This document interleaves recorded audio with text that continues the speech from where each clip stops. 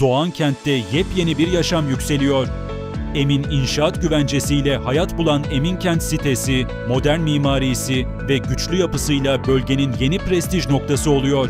Toplam 7 bloktan oluşan bu özel proje, tamamı geniş ve ferah 3+1 aile daireleriyle konforu ve estetiği bir araya getiriyor. Geniş otopark alanı, düzenli peyzajı ve aile yaşamına uygun mimarisiyle Eminkent sitesi, huzurlu bir yaşamın kapılarını aralıyor. Kaliteli malzeme, sağlam yapı ve geleceğe değer katan bir yatırım fırsatı, Eminkent sitesi. Satış ve detaylı bilgi için 0530 430 45 59